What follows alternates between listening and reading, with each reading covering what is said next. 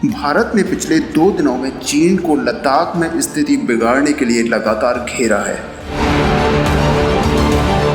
इसके बाद चीन ने अब सीमा पर सीधे ना उलझकर अन्य तरीकों से भारत को निशाना बनाने की फिराक में है।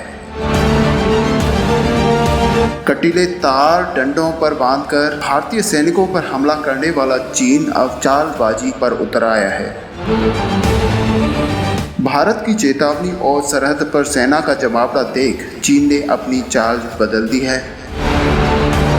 ये हम इसलिए कह रहे हैं क्योंकि चीन अब चोरी चुपके से भारत पर साइबर अटैक कर रहा है।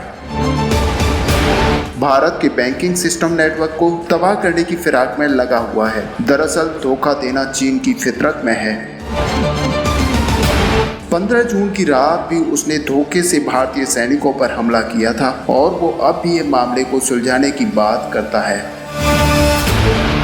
और दूसरी तरफ भारत पर साइबर हमले करवा रहा है। पिछले 2 दिनों से चीन की तरफ से हैकर्स ने कई बार भारत के बैंकिंग सिस्टम में सेंध लगाने की कोशिश की है,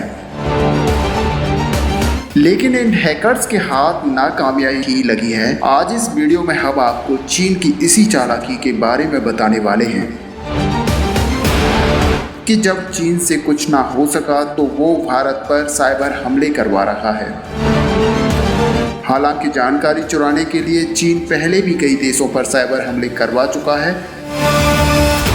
इससे पहले कोरोना की वैक्सीन की जानकारी हासिल करने के लिए चीन ने अमेरिका की एक लैब पर भी साइबर हमला किया था। भारत में साइबर अटैक की साजिश में चीन पीठ में छुरा झोंकने की अपनी फितरत से बाज नहीं आया है। अब उसने भारत के खिलाफ नया मोर्चा खोल दिया है और भारत और चीन के बीच सीमा पर चल रहे तनाव के बीच चीन ने भारत के खिलाफ साइबर हमले बढ़ा दिए हैं। यानी कि एक और मोर्चे पर चीन ने भारत के खिलाफ अपनी लड़ाई छेड़ दी है। एक रिपोर्ट के अनुसार चीन ने भारतीय सूचना वेबसाइट और देश की वित्तीय भुगतान प्रणाली पर हमलों को बढ़ा दिया है। इस तरह के हमलों में अक्सर बड़े कंप्यूटर्स को निशाना बनाया जाता है।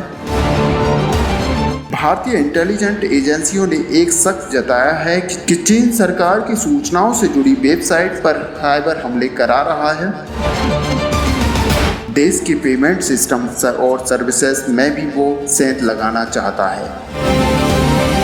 खुफिया विभाग को शक है कि चीन बैंकिंग सिस्टम के साथ एटीएम सेवाओं को भी निष्क्रिय करने की कोशिश में लगा हुआ है। डिस्ट्रीब्यूटर डिनाइल ऑफ सर्विसेज तकनीकी का इस्तेमाल हैकर्स की तरफ से बड़े पैमाने पर किया जाता है।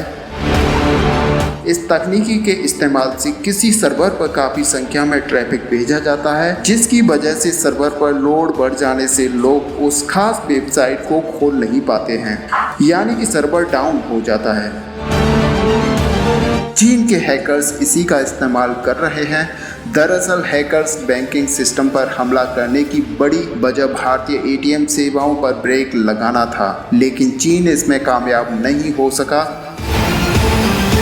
रिपोर्ट के मुताबिक साइबर सिक्योरिटी क्षेत्र से जुड़े लोगों का कहना है कि ये हमले काफ़ी हद तक असफल साबित हुए हैं और भारत के खिलाफ साइबर हमले आमतौर पर पाकिस्तान, मध्य यूरोप या फिर संयुक्त राष्ट्र ऑफ अमेरिका के हैकर्स की ओर से आते हैं, लेकिन पिछले 2 दिनों से चीन से सीधे आने वाले हमलों में तेजी देखी गई है।